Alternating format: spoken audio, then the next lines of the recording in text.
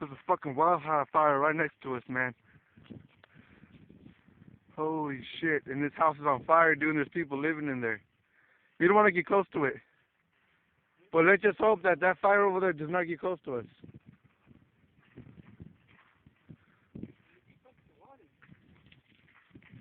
Look at that. There was a blizzard over here over there in Texas. I witnessed it, and now there's a fucking wildfire. Damn, I'd be on some crazy shit.